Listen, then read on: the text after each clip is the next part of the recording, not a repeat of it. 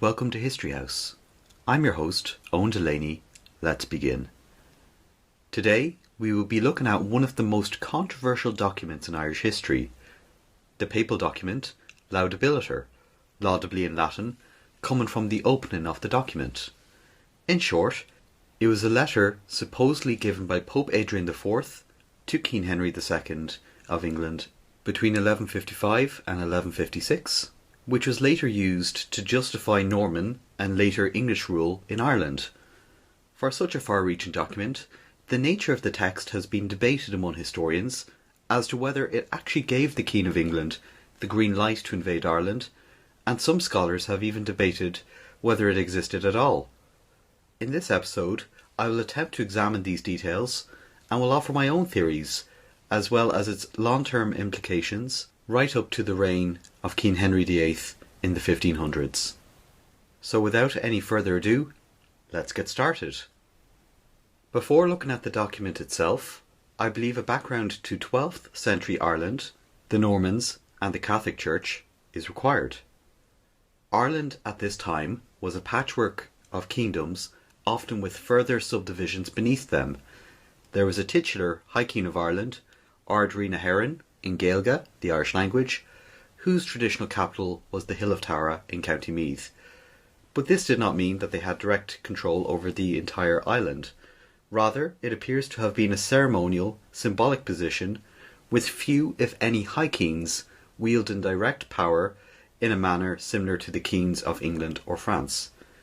An exception to this was perhaps Brian Boru, who was the High King of Ireland from 1002 to 1014, and was recorded as Imperator Scotorum, Emperor of the Irish, in the Book of Armagh, though this passage was notably written in his presence, and raises questions as to whether this reflected his rule, or whether it was purely for propaganda purposes. In any case, when Brian Boru died during the Battle of Clontarf in 1014, a battle which in popular culture is seen to have broken the power of the Vikings on the island, Ireland once again saw small kingdoms battling each other. While there were high kings recorded from the period after 1014 to the 1160s, many of them are recorded as with opposition, highlighting that their power didn't extend to the whole island. By the 1150s, the dominance of Brian Boru's dynasty was challenged by the O'Connors of Connacht in the west of Ireland, whose king, Tardelbach, would rule over much of the island as High King, and whose son, Rory, would have effective control over Ireland in a manner not seen since 1014, from the year 1166, and would be inaugurated in Dublin, reflecting the shift in power from the ancient capital of Tara to this city, which had been founded by the Vikings in 841. After St. Patrick's mission to the island of Ireland in 432, the inhabitants of Ireland gradually became Christian. However, this was not the type of Christianity found in Western Europe, but rather a Celtic insular Christianity. While practitioners of Celtic Christianity would, in theory, accept the authority of the Roman Church, following the Synod of Whitby in 664, which dealt with the dating of Easter and monastic dress, the Church on the island would continue to have a different hierarchy based on monastic institutions instead of dioceses, and would follow different traditions from Rome. From the 11th century, the island of Ireland would begin to have increased contact with the Church in Rome. In 1063, after being deposed as King of Munster in the south of Ireland, Donchad mac Brian, the son of Brian Boru, would embark on a pilgrimage to Rome, dying there the following year, and being buried in the church of Santo Stefano el Monte Gelio. Further, Pope Alexander II, Pope from 1061 to 1073, would write a letter to Tardelbach O'Brien, the grandson of Brian Boru, and the nephew of Brian, who died in Rome. Tardelbach O'Brien would rule as High King of Ireland with opposition until 1086, with the Pope calling him, quote, Magnificent King of Ireland, though he would also call the Norse King of Dublin, Gofrad, Glorious King of Ireland. It is within this context that we should take a look at the changes that the Church in Ireland experienced from the 11th to 12th centuries. As mentioned before, the church structure in Ireland was that centred around monasteries, not dioceses, which was the norm in Europe. A series of church synods, councils, would be called in Ireland in the context of increasing contact with the church in Rome, beginning with the Synod of Cashel in 1101 and being accelerated with the Synod of Rathbresal in 1111 and the Synod of Kells in 1152. The modern-day structure of Catholic dioceses and archdioceses would be established, with the final gathering being overseen by the quote Italian Cardinal Giovanni Paparoni in his capacity as a papal legate, furthering the sense that the Irish Church was becoming more integrated with Roman ecclesiastical structures. Alongside this integration came questions relating to the authority of the Archbishop of Canterbury, the leading bishop in England, over the Church in Ireland, owing to the Diocese of Dublin previously being subject to the leadership of Canterbury. While the Diocese of Dublin was later promoted to an archdiocese following the Synod of Kells in 1152, making it in theory equal to Canterbury,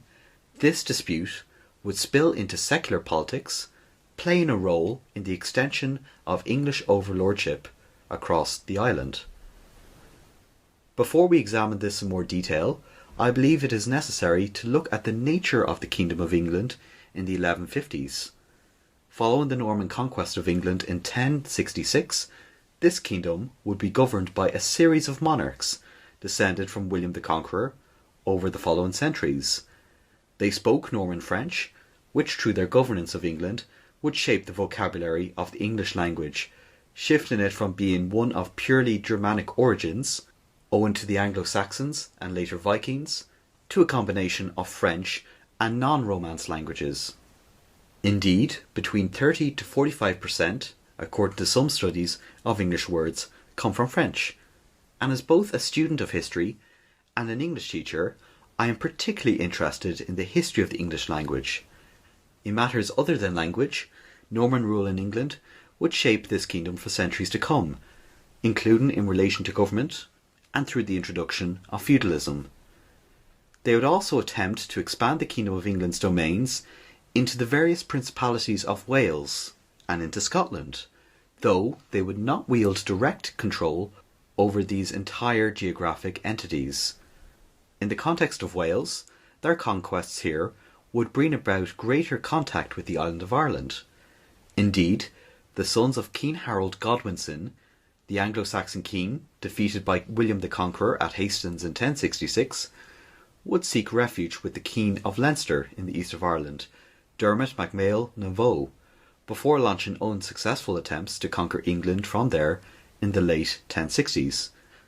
As mentioned before, the Archbishop of Canterbury was also attempting to claim authority over the Diocese of Dublin, which at this time was becoming the premier settlement in Ireland, though historically was subordinate in religious terms to Armagh, which had been founded by Saint Patrick. This assertion stemmed from the fact that the first Bishop of Dublin is believed to have been consecrated by the Archbishop of Canterbury around the year 1028, though this is disputed. What is certain is that the second Bishop of Dublin, Gilpatrick, was indeed consecrated by the Italian-born Archbishop Lanfranc of Canterbury in the year 1074, who also demanded his obedience and to be referred to by the Latin term Britanniarum Primus, primate, the head of the Church of the British Isles, while Lanfranc's successor, Anselm, Archbishop from 1093 to 1109, would be more sympathetic to the Church in Rome. He would still address himself as Totius Britannia Primas, leader of all the British Isles. Thus, by the 1150s, when Laudabiliter is said to have been created, Ireland already had firm links with the Roman Church, which had been greatly strengthened in recent years by interactions with Canterbury and ecclesiastical reforms, alongside the issue of primacy of Canterbury over Dublin. Before analysing Laudabiliter, its key actors, King Henry II and Pope Adrian IV, as well as the Norman conquest of Ireland itself, we're going to take a short break. See you all soon.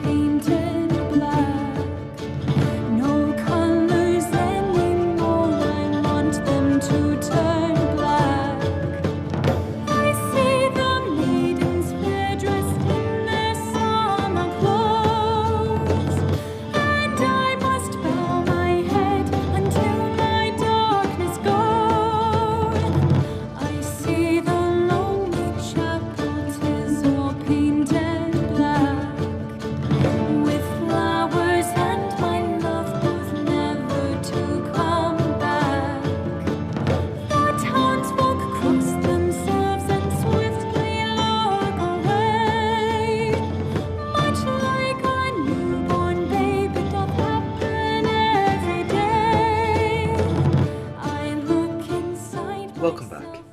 That was Painted Black, originally performed by the Rolling Stones and given a medieval feel by, quote, Hildegard von Bleening in this cover version. Before the break, we were looking at the general political and religious environment of Ireland from approximately the year 1000 to the 1150s, providing a context to the island before the Norman invasion.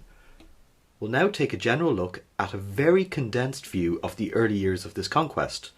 before taking a look at the historiography of Laudabiliter and the two key figures surrounding it, King Henry II and Pope Adrian IV. Dermot MacMurrough's deposition as the King of Leinster by the High King of Ireland, Rory O'Connor, in 1167 is generally viewed as the starting point to the Norman conquest in Ireland, and following this, MacMurrough would flee to Wales and later England and France, seeking a mercenary army to help reclaim his throne. After being given permission by Henry II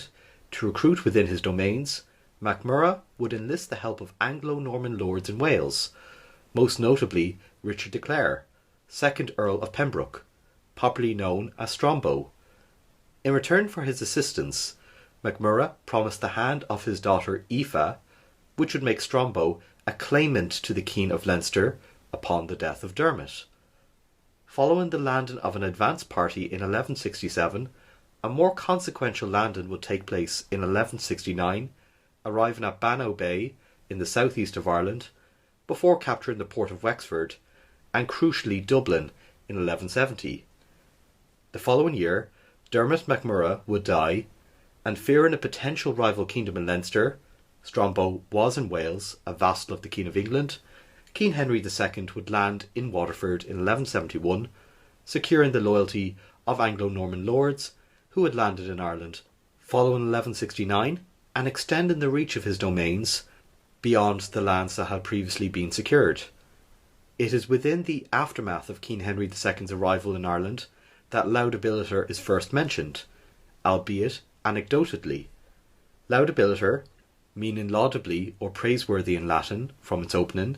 is a letter believed to have been sent to King Henry II in late 1155 or early 1156 by Pope Adrian IV. Henry, King of England from 1154 to 1189, inherited the kingdom from his predecessor, Stephen, following a succession struggle between him and Matilda, the mother of King Henry II, and his domains would also include Normandy, Brittany, Anjou, and the western seaboard of France by his marriage to Eleanor of Aquitaine, referred to informally as the Angevin Empire, after its informal capital around Angers in France. Pope Adrian IV bore Nicholas Breakspere, Pope from 1154 to 1159, has the unique distinction of being the only Pope from England, having been born around 1100 in Abbots Langley in Hertfordshire, before studying canon law in Arles in France, and serving as a papal legate to Scandinavia in 1152. There have been different suggestions as to why such a document, if genuine, was issued, with both Henry II and Pope Adrian IV having different possible motivations. It has been suggested that Laudabiliter was a plot by the Roman Church in order for Canterbury to assert its clerical supremacy over Ireland, give more credence by the fact that Pope Adrian IV was from England originally. However, the historian of Laudabiliter, Anne J. Duggan, believes that such a document's purpose was to secure a domain for Henry II's youngest brother, William Fitzempress. Kingship in the Middle Ages was always a delicate affair, and siblings of rulers could very well stake a claim to rule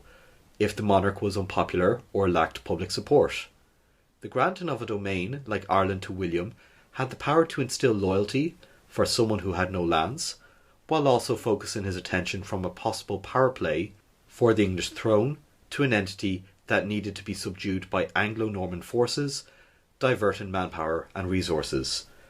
On the part of Adrian IV, the issuing of Laudabiliter could well have been done for strategic reasons. To the north, there were tensions with the Holy Roman Empire, a political entity in Central Europe that relied on the papacy for legitimacy and the papacy theoretically for its protection. The imperial coronation of Frederick Barbarossa in Rome in 1155 was followed by fighting between Frederick's army and Romans, leading to the deaths of 1,000 inhabitants of the city, which was to be followed by the sacking of the city of Spoleto by the same troops. Such events naturally caused a sharp decline in relations and left the Pope in a precarious situation. Things were made more dire for Adrian IV when we also consider that the Norman kingdom of Sicily in the south also had difficult relations with the Papal States. While the papacy had formed an alliance with the Byzantine Empire against the kingdom, King William I of Sicily would defeat the Greek forces at the Battle of Brindisi in 1156, forcing them to withdraw from the Italian peninsula. In short, Pope Adrian IV was between, quote, a rock and a hard place, so to speak, and cementing better relations with the other branch of Normans in France and England could well serve the Pope's interests. After all, King Henry II would be in the Pope's debt, and while it's difficult to gauge what the ruler of the Angevin Empire could do to help the papacy, having friendly relations with a powerful monarch is better than having no friends at all. In short, the issuing of Laudabiliter, if it was real, would have served the interests of both men, Henry for domestic reasons, Adrian possibly as a counterweight to Sicilian Norman threats. Despite being such a strong kingdom, Henry II's armies would have been no match for the forces of the Holy Roman Empire. In terms of evidence, our first record for this document is found in the Exponatio Hibernica, an account of the Norman conquest of Ireland by the Welsh Norman cleric and historian Gerald of Wales. Here it recalls letters sent by Pope Alexander III, which granted authority of Ireland to the king, supposedly granted after the invasion on the invitation of Irish bishops and archbishops, and also notes, quote, the other privilege, Laudabiliter,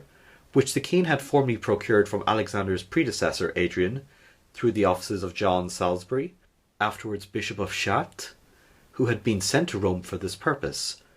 By John's hand, the aforesaid Pope Adrian also sent the King of England the present gold ring as a sign of his investiture, and this has been immediately deposited with the privilege in the archives at Winchester. End quote. The difference between these two documents lies in the fact that Pope Alexander III's letters came following the conquest and can be seen as retroactive justification for the conquest of Ireland, whereas Laudabiliter, if genuine, would be a valid casus belli for the invasion, having been issued years before it took place. Turning first to the later documents, alongside their shaky ex post facto justification for conquest after Henry II's arrival,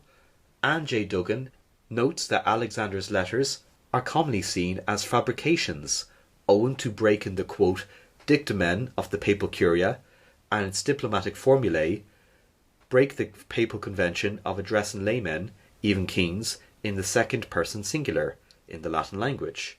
Further, if taken as genuine in spite of this evidence, a letter from Alexander III to Henry II, Celebri Fama, quote, praised King Henry's good intentions in Ireland, but did not bestow its lordship on him. Further, Gerald of Wales was forced to omit a letter of Alexander III from later editions of Exponatio Hibernica by contemporary critics owing to its dubious nature. In this regard, part of the justification for conquest by Pope Alexander III could be considered, quote, dead on arrival, disproven within a short period of time. Scholars today regard 6 out of the 8 letters recorded in Gerald's work as forgeries.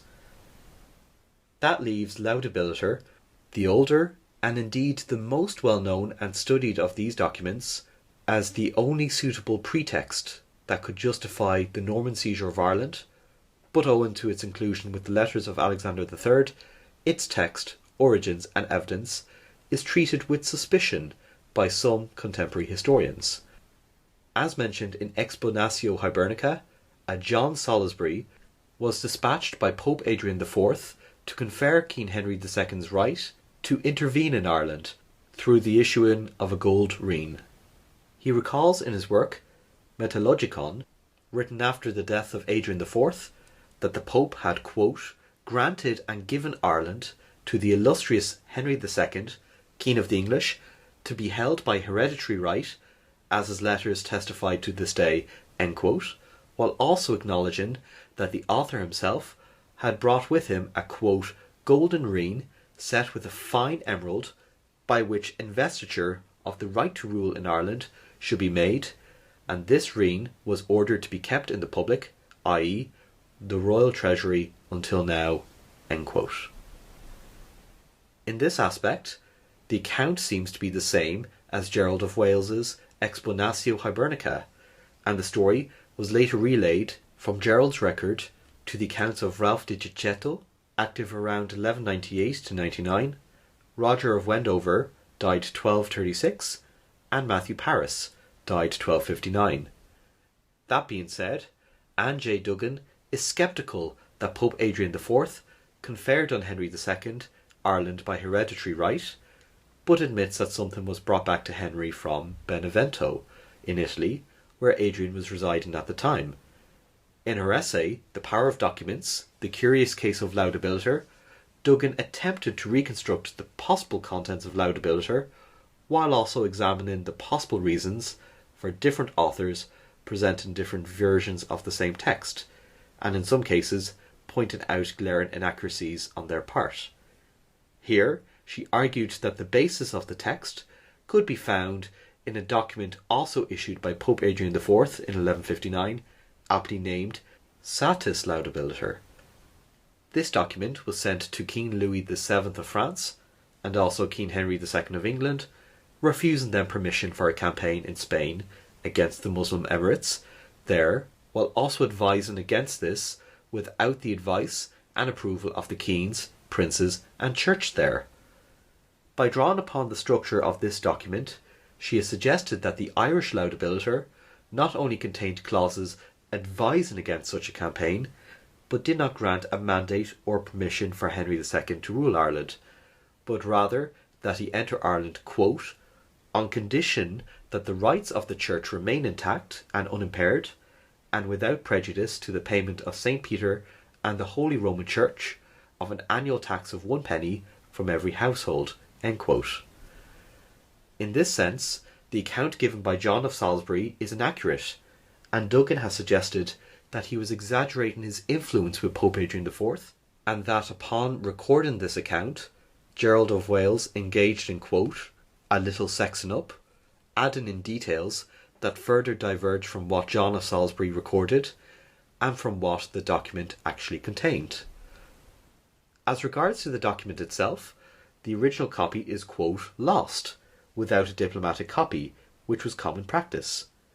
Our earliest complete copy of it, therefore, comes from the problematic Gerald of Wales, in his Explanatio Hibernica,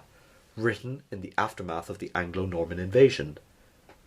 Once again, Duggan, in her analysis of the document, contrasts the structure of Laudabiliter here with the typical layout of papal letters of that time.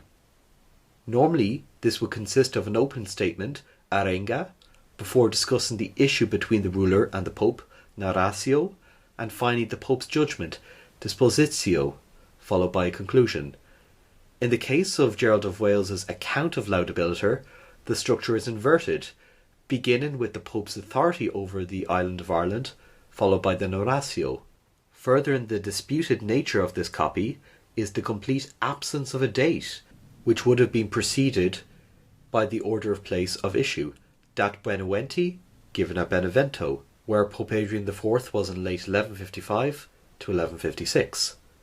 In this case, alongside the dubious connection to the forged letters of Alexander III, John of Salisbury's possible exaggeration of details,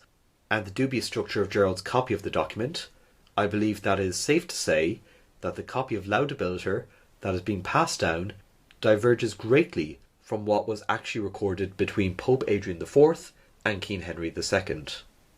My personal view is that the document exchanged between the two rulers was certainly not a papal bull, a decree granting rights to another person, or acting as a public declaration. This is made more likely when we consider that there is no copy of this document in the Vatican archives, which would have been standard practice for the time. Rather, I believe it was merely a letter that expressed hope for greater closeness between the churches in England and Ireland, owing to their geographic locations in Europe, rather than political status, following the church reforms of the latter, but without granting permission to conquer. Indeed, I believe that apart from John of Salisbury's exaggerated account, this document was largely forgotten, only to be resurrected later and given new importance to retroactively justify the Norman presence in Ireland, which began in earnest in 1169. To conclude, Laudabiliter's shadow over Irish history looms large, even if it was intended to be a standard letter between these two individuals. Indeed, it could also be argued that any grant given by Pope Adrian IV to King Henry II expired on the death of the former in 1159, over a decade before Henry II arrived in Ireland in 1171. Further, the sequence of events that led to Henry II's arrival had nothing to do with church matters, but rather an attempt to reassert his authority over Norman lords who might have considered creating an independent kingdom in Ireland. However, Laudabiliter's significance in Irish historiography comes from how, in the following centuries, it was believed by both English and Irish alike, being viewed as the starting gun for the Norman and later English presence on the island in popular memory. Indeed, in late 1317, early 1318, Irish princes led by Donal O'Neill, King of Owen, in modern-day Tyrone in Northern Ireland, would write to Pope John XXII complaining about English misgovernance in Ireland, and stating the following, quote, "At the false and wicked representation of King Henry of England,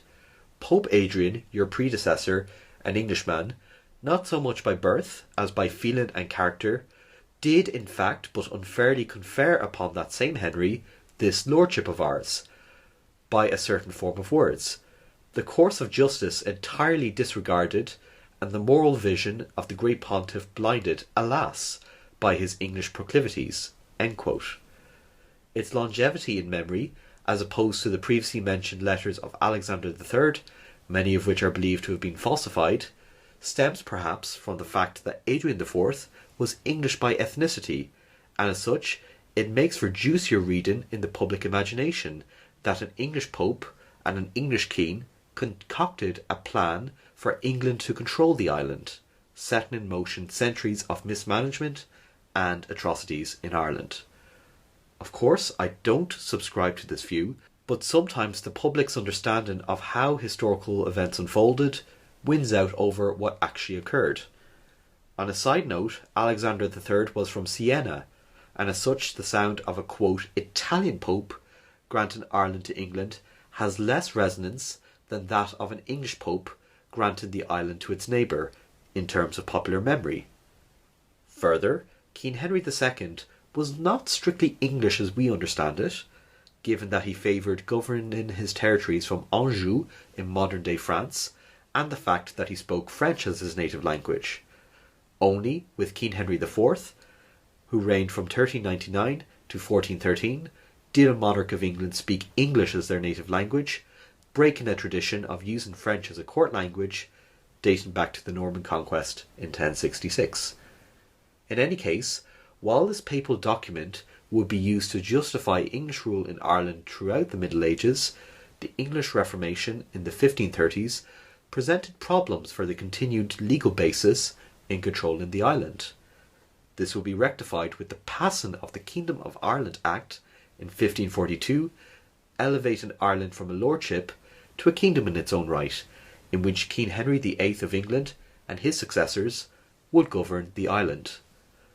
While this law would create a secular justification for English rule on the island, in disregarding papal canon law, its legacy would create very real sectarian divisions, further dividing the native Irish, who generally remained Catholic, and the English and later Scots, who would overwhelmingly follow the Anglican and Presbyterian branches of Protestantism respectively. In this regard, the after legacies of the Kingdom of Ireland Act and Laudabiliter are still very much present in Anglo-Irish relations today, and as a dividing line in Northern Ireland between nationalists and unionists. That's all for today. Episode 8 will be focusing on the so-called Fayum mummy portraits found in Roman Egypt, dating from about the late 1st century BC to possibly the 3rd century AD, making them among the oldest paintings in existence. Given that they date from the time of Jesus and are from the same region, the Middle East, the same neck of the woods as we say in Irish slang, I felt it would be appropriate to time this with Christmas, and I hope to release the episode between the 24th and 25th of December. I hope you can join me for this quote Christmas special, where I'll also be outlining the episode plan for early 2025. I hope to see you then, and as always, consider following us on our social media accounts on Facebook, Instagram, and Blue Sky, which I hope to create soon. And until next time, keep her lit.